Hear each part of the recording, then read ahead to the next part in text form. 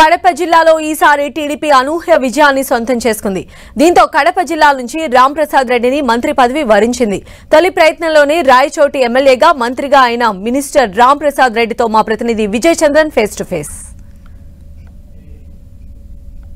కీలకమైనటువంటి కడప జిల్లా నుంచి రాంప్రసాద్ రెడ్డికి మంత్రి పదవి వరించింది. రాంప్రసాద్ రెడ్డి మనతో ఉన్నారు. కడప జిల్లా చాలా కీలకమైంది. కడప జిల్లా ఎప్పుడూ లేని స్థాయిలో ఈసారి విజయాన్ని తెలుగుదేశం పార్టీ కడప జిల్లా ఉమ్మడి కడప జిల్లా ప్రజలు అందించారు. మీరు ఎటువంటి భరోసా కడప జిల్లా ప్రజలకు మంత్రిగా ఇస్తారు? ఉమ్మడి కడప జిల్లా ఈ గెలుపు మాది కాదండి, రాయలసీమ ప్రజలది, కడప ప్రజలది. మేము ఎమ్మెల్యేలుగా గెలిచిన వాళ్ళమంతా మా పూర్వపు శాసనసభ్యులు క్యాండిడేట్ల మీద కాదు, మేము డైరెక్ట్ గా అందరం జగన్మోహన్ రెడ్డి మీదే గెలిచాం. ఎందుకంటే ఆయనే అక్కడ క్యాండిడేట్ ఉన్నట్టు ప్రతి ఒక్క స్థానాల్లో ప్రచారాలు జరిగినాయి కాబట్టి తప్పకుండా ప్రజలు ఆదరించారు. ఈ కృషికంతా కారణం ఏంటంటే తెలుగుదేశం పార్టీ కార్యకర్తలు. రాయచోటిలో కంటిన్యూస్ గా వైసీపీ గెలుస్తూ వచ్చేది. ఇంకా రాయచోటి ఇంకా ఎదురు లేదు వైసీపీకి అనుకునే పరిస్థితుల్లో మీరు గెలవడం జరిగింది. మరి గెలుపును మీరు ఏ విధంగా చూస్తా ఉన్నారు? చాలా సంతోషంగా ఉంది. లాస్ట్ 4 ఎలక్షన్లలో అక్కడ తెలుగుదేశం పార్టీ గెలవలేదు.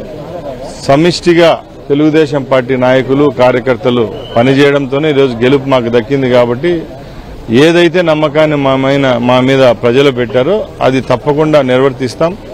గత 5 సంవత్సరాలు ఎవరైతే కష్టాలు పడ్డారో వాళ్ళందరికీ మంచి రోజులు ఉన్నాయి. ఇప్పుడు జగన్మోహన్ రెడ్డి మళ్లీ పార్టీని తన మీటింగ్లు పెట్టుకుని ఏం భయపడవద్దు అని భరోసా ఇస్తా ఉన్నారు. ఖచ్చితంగా పునర్వైభవం చేస్తా ఉంటారు. అంతేకాకుండా ఎక్కడైతే గొడవలు జరిగాయో అక్కడ తెలుగుదేశం పార్టీ వాళ్ళ చేతుల్లో గాయపడ్డారని ఏదైతే గనక ఉంటున్నారో వాళ్ళందరినీ కూడా పరామర్శించేందుకు జనంలోకి వెళ్తారని చెప్తా ఉన్నారు. మరి మంత్రిగా మీరు ఏం చెప్తారు ఈ విషయం మీద? మరొకసారి జగన్మోహన్ రెడ్డి మళ్ళా అదే తప్పు చేస్తాడు. సింపతి కార్డు ఉపయోగించాలని ట్రై చేస్తున్నాడు కానీ ఆ సింపతి ఎక్కడా లేదండి. ఎందుకంటే ఎక్కడా గొడవలు జరగలేదు, ఏం జరగలేదు.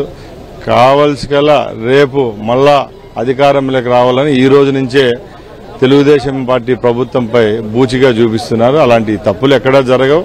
మా నాయకుడు ఒకటే క్రిస్టల్ క్లియర్ గా మాకు చెప్పడం జరిగింది. అభివృద్ధి, సంక్షేమం ఏదైతే మా ఎజెండా ఉందో దాంతోనే పోతాం. ఎక్కడ కక్షలకు, కార్పణ్యాలకు అయితే ఈ ప్రభుత్వంలో చోటు లేదు. మంత్రిగా మీ లక్ష్యం ఏంటి? ఎందుకంటే మీరు ఎమ్మెల్యే అయితేనే ఒక అద్భుతంగా మీకు మంత్రి పదవి వచ్చింది. దాన్ని మీరు ఏ విధంగా చూస్తారు? మీ లక్ష్యం ఏంటి? నాకు ఈ మంత్రి పదవి ఇచ్చిన మా ముఖ్యమంత్రి వర్యులు చంద్రబాబు నాయుడు గారికి, అలాగే జాతీయ కార్యదర్శి లోకేష్ బాబు గారికి మీ తరఫున ధన్యవాదాలు. అలాగే నన్ను ఎమ్మెల్యేగా గెలిపించిన మా రాయచోటి ప్రజలకు, మా తెలుగుదేశం పార్టీ నాయకులకు, కార్యకర్తలకు ప్రతి ఒక్కరికి ధన్యవాదాలండి.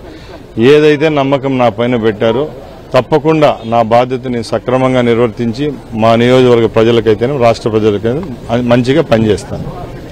రాంప్రసాద్ రెడ్డి ఖచ్చితంగా ఈ విజయం అనేది రాయచోటి ప్రాంత ప్రజలకు దక్కాల్సింది. తర్వాత నాకు మంచి పదవి ఇచ్చినటువంటి చంద్రబాబు నాయుడు కృతజ్ఞతలు తెలుపుతూ తన మంత్రి పదవిని ఖచ్చితంగా రాష్ట్ర ప్రజల అభ్యున్నతి కోసం కృషి చేస్తానంటున్నాడు. జగన్మోహన్ రెడ్డి ఎంత రివీల్ చేసుకున్నా కూడా ఏమీ లాభం లేదు అనేటువంటి అభిప్రాయాన్ని వ్యక్తం చేస్తున్నారు.